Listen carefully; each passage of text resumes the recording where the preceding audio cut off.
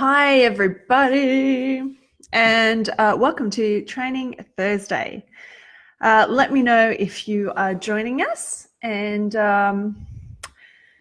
today I'm going to be talking about a couple of different things that have happened this week. And some of the secrets of how I have got nurses and doctors and other people to buy into an idea that I was trying to put across. So if you're joining us, make sure that you say hello. I want to see who's here. And if you've got any questions about this today, I'd love to answer them while I'm on live. All right.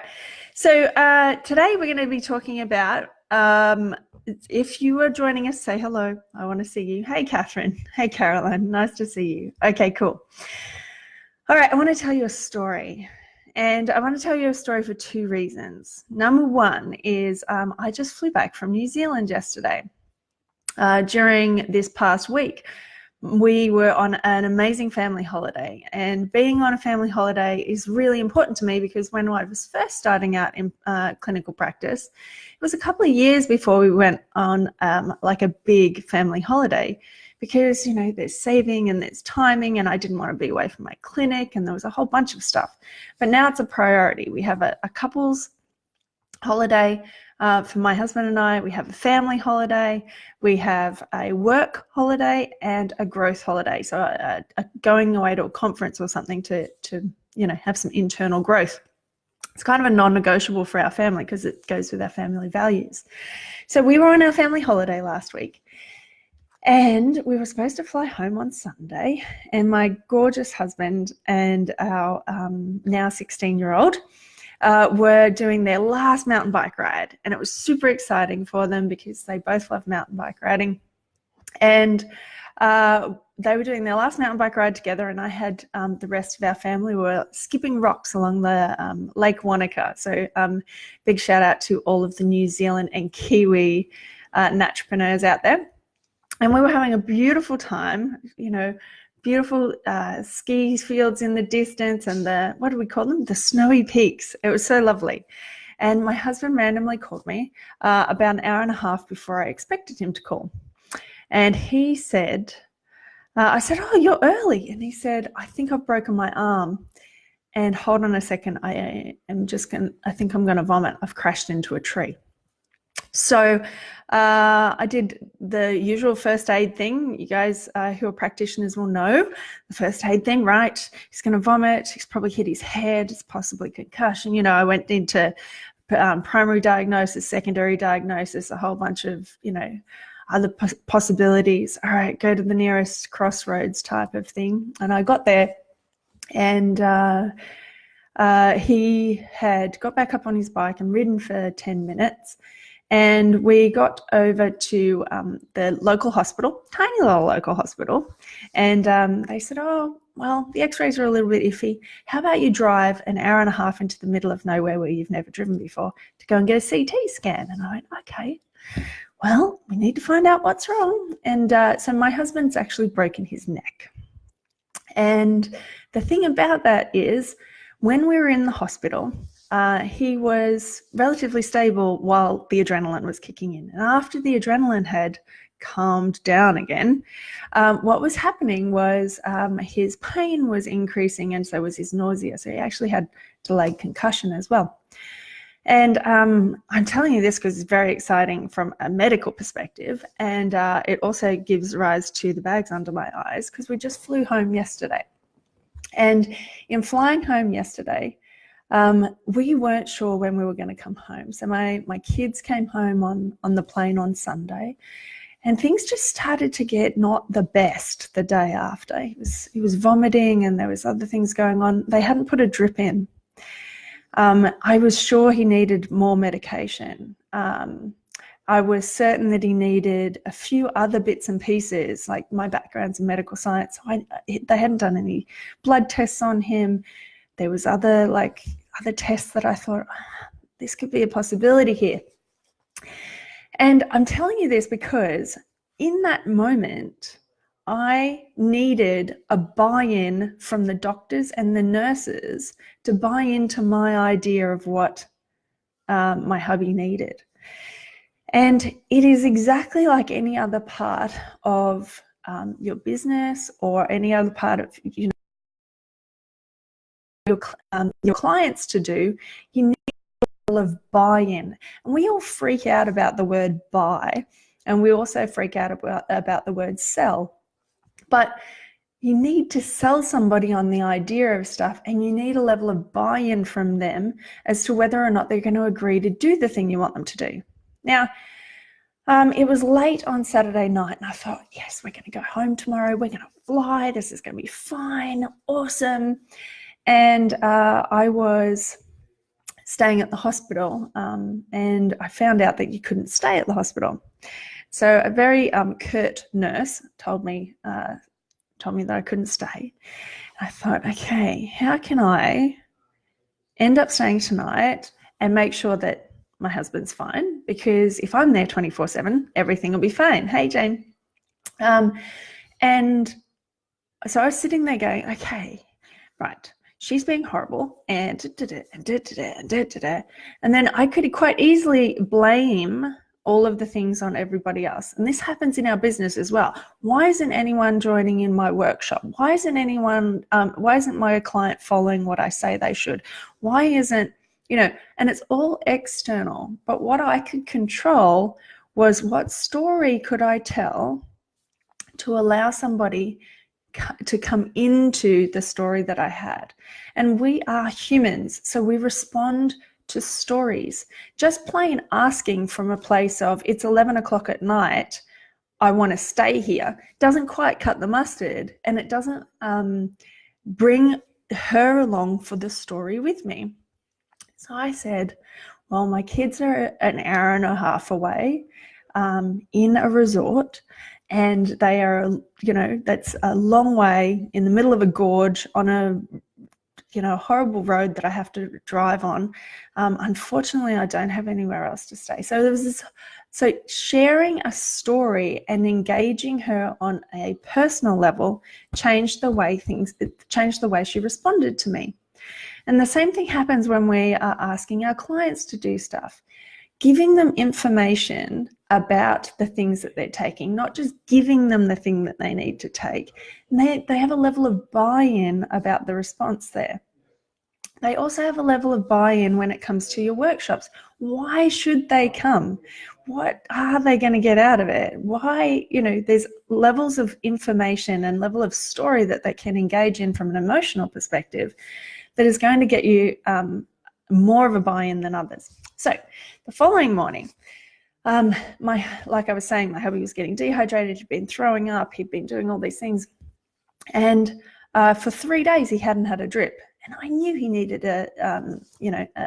some fluids, and I knew they needed to bypass his stomach, and I knew that all of the pain medication and a lack of food was causing a little bit of an issue. So speaking to the doctors and saying, my husband needs a drip, isn't going to be the same thing, right? And some of you guys are here in the hub and you ask about, can I put my thing up on the hub? Or how can I advertise my such and such? The thing is, people are going to engage with your story rather than, here's my thing, right? And so like I was doing with the doctor, I didn't go, here's my thing, here's my, he needs a drip. It was a case of, okay, so he's been throwing up for 3 days. He used to have headaches and migraines. This is the same kind of feeling that he's had. He's only drunk this amount of water. And I am worried. When he's doing this, I feel like this, right? So bringing in the heart aspect rather than the head aspect through a story is the secret sauce to be able to get people to buy in, right? And so I got a level of buy-in then, and that doctor went and saw another doctor. That doctor came over. He said, well, it has been 3 days. I said, yeah, it's been 3 days. We were here on Friday. And then the story got bigger. And if you can engage and share the story from a human aspect, it's going to get bigger. Now, who's been having problems with maybe filling their workshop, maybe filling their course, maybe feeling, what is the thing that you've got going on at the moment? I know that Caroline, you've got an amazing space in your clinic, right? And a lot of people have a spare space in their clinic, or they might want to share their room.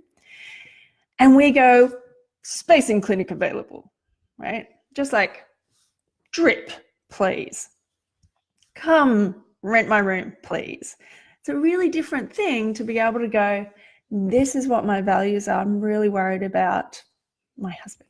I am really excited about the notion of working collaboratively with another practitioner. I live for doing these things. And I shared things like where my kids were at, what my husband was doing, all those types of things. And I got a level of buy-in to bring it back to that story, just so you're not worried. He ended up getting the drip. We ended up putting pain medication through there, and his level of cognizance and level of pain relief was better than ever before. We had the worst morning that morning, and by the end of that day, it was the best that he had been. And then we've continued to get better and better since. And now we're just waiting on another experience with our local hospital to be able to make sure that everything's okay. So just bringing that to a conclusion. But to be able to get buy-in with the nurse and get buy-in with the doctor, I had to share from my heart space what was truly going on, and I had to share the truth. It's a really different thing to go, I'm just doing this workshop because I think I should, because I want lots of money, rather than I'm doing this because I have seen a need in our community for it. I have seen a couple of clients like this. I've treated my mum or my auntie for this. I've done whatever it happens to be, right? There is a reason other than I need bums on seats, which is what Catherine's got there. There's a reason that you're running these things. And sharing that from your heart space rather than your head space is going to be able to change that for you. So, Catherine, what's your workshop on? Idea? I happen to know, like I was saying before, so Caroline has an amazing space available in her clinic. And if you were going to share from your head space, you're going to go, I want somebody to fill that space. If you're going to share from a heart space, what is your heart saying about the type of connection you would like, the type of practitioner you would like, the type of relationship you'd want with that practitioner? What's your heart saying about when this is happening, this is how I feel? So it's the same as what I was just describing. I had a certain amount of buy-in from the doctor when I described it from here. When I described things from here, the nurse wasn't terribly keen on what I was going for, right? She didn't have a lot of buy-in. And the same thing happens across the board. So Catherine, what's your thing on? Oh, okay, 10 general nutrition tips for weight loss at my local gym. Okay, cool. Can you see how that's a head thing? It's 100% a head thing. 10 general nutrition tips for weight loss at my local gym. Now, if I was going to get buy-in from somebody, and we're going from human to human, right? So I'm going during the week, and the reason I told you my story is because that doctor and that nurse are human as well. And I go from a human perspective to a human heart perspective. I'm going to have a story that I can share with them. And there'll be a story that you can share there too, Catherine. I happen to know that Catherine's seen a lot of clients. She's got an amazing health food shop as well as clinical practice. And you've got walk-ins all the time talking about their weight loss journey, talking about the issues that they have along the way, like human issues. It's not a physiological thing. We are taught as practitioners that it's a physiological thing, that, you need to know more about this because physiologically it's this, or this, right? It's a really different thing to actually be in the space of holding the space for somebody who's trying to lose weight. So stepping into their shoes, what is a story that you could tell? And it might not be your own story, but it could be a story that you tell around weight loss that you've experienced with your clients. General nutrition tips. means a general response to that, doesn't it? Whereas if you're going to do a deeper dive into what it looks like to, to really what it looks like in 5 days' time, or 5 weeks' time, or 5 months' time, what it could look like for them, and the same as what I did with the doctors. We're supposed to be leaving today, but I want to be home by, Wednesday. It's our son's birthday. Get really engaged with that. It's going to create a level of buy-in that you wouldn't usually get. All right, we can tick all the boxes for, okay, so Catherine, I bet you've done a Facebook ad, or you've tried to. I bet you've shared it with people, which is a tick. And I bet you've sent out an email, which is a tick. So there's the doing bits, and then there is how you are sharing your message. Why did you want to do weight loss in the first place, other than it's at a gym and it's a logical thing? Catherine, why would you really want to engage people with weight loss? Because you've very likely seen somebody who's lost weight, and they feel free. They feel lighter. They are more active and more present with their kids. They have a level of self-confidence that they didn't have before. I've seen so many clients that are like that. And I've seen the stress that people go through to try and find the right gym thing. And I've seen the stress that people go through to try and, work so hard at the gym and then forget about food. So if you were to step into their minds and their spaces and their story and connect from a heart space, connect from a story space, it's a very different thing.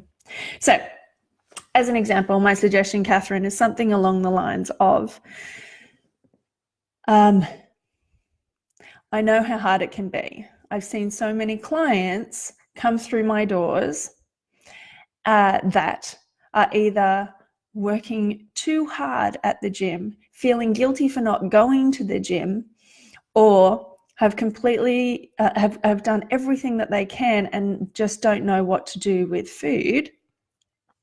And so I'm going to share it with you. I've also seen the other side, where after only however much time it's taken you to help people, however much time it is, that they felt so much better, so much freer, so much lighter, so much more energetic, so much more agile. They're able to play with their kids. They're able to, so it depends on who you're talking to. But if they're at a gym, their other struggle is that they plateau and they're not quite sure what to do about that. So again, engaging in, I know what it's like to plateau. You might not know, but you might have been with clients that might know. I know what it's like to plateau, and the frustration you feel. You see how the language is through a heart and a feeling, and not a, this is what happens physiologically to your fat cells, so your liposomal cells, and this is the issue with your metabolic rate. It's a really different buy-in when you're talking from here. Now, the same thing happens with, who have we got? Carolyn. So Caroline's actually got an amazing space, and she's got an excellent practice as well. She's an incredible practitioner when it comes to fertility. So the beauty of being able to share your space, and if you are listening and you want a buy-in for somebody to share the space with you, speak from your heart, speak from your values. What do you want your clinic space to be like? What would you like out of somebody who wants to share that space? And it's so easy when we're in the mode of, but I just want bums on seats, but I just want someone to walk in the door, and I just want someone to pay my rent. Connecting from there isn't going to get you, you're going to go through a cycle of people and other people that aren't a good fit. But if you can drop in and connect with what is a good fit for you and what you truly actually want, you're going to get a different result, right? And so if you're trying to find somebody in the space of your clinic, tell a story. At Inspirational Health, we were telling, we got booked out with the amount of practitioners that wanted to work with us because we told a story. We had a really strong mission and vision of being the number one practice to help women and their families in the Newcastle and Hunter region, and through evidence-based and functional pathology, evidence-based traditional medicine and functional pathology.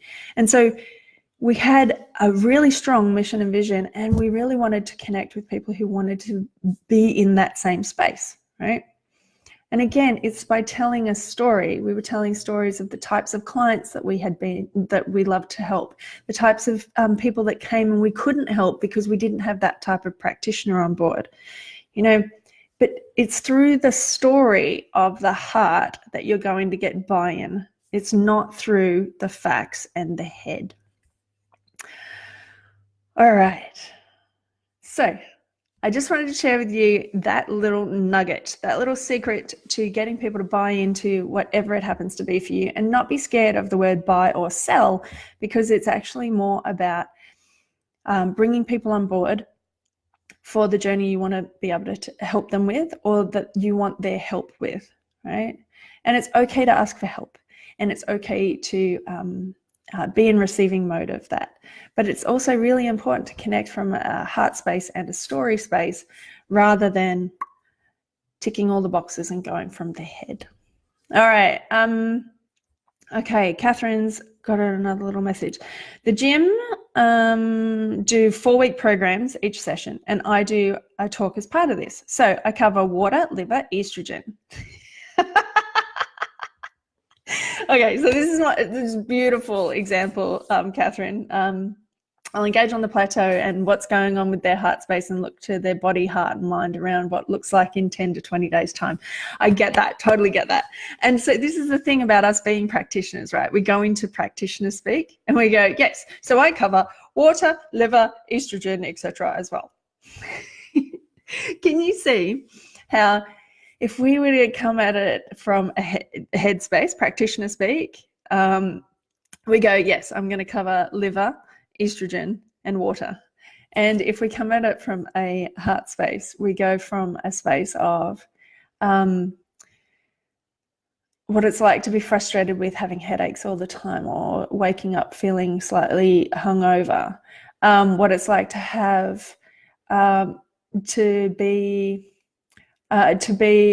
not in control of your emotions before your period every month, to plateau in your weight loss, to even the word dehydrated. What does that actually feel like to be in dehydration, in constant dehydration? And we all know with our heads 80% of our clients are persistently dehydrated, but to be able to sell them into the idea, or get them to buy into the idea of drinking water, we have to really engage them with the story of what their body's actually going through, engage them with what type of impact it's making on themselves and the people around them.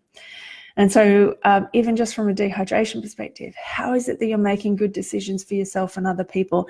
Are you getting frustrated really quickly and easily? Are you losing patience? Are you really focused and remember people's names throughout the day? Are you constantly licking your lips, or have dry lips? Have you considered, there's another way to connect with that story and that feeling than there is with the way that we do it. But that was beautiful, Catherine. I love it. love it. All right. So hopefully this has been beneficial. I guess my takeaway for you guys, and the action I would love to see you do, is if you are currently trying to sell people into an idea, or get them to buy into an idea, whether it be your clients one-on-one, whether it be people signing up for your workshops, whether it be getting other practitioners on board inside your clinics, what I'd love to invite you to do is see what truthful story you can sit and hold space for, and share with them that they're going to want to buy into it. And thank you everybody else who has sent beautiful messages of love and care for my hubby and I. He is on the mend and consistently getting better and better. So thank you guys very, very much. And I will catch you guys for another free training on Training Thursday next week. If this has been beneficial to you or somebody else, please share it. And please have a practice. Take action this week on sharing a story from your heart to see what kind of response you could get from the people that you are trying to help with change in their lives. All right. I'll speak to you soon. Bye.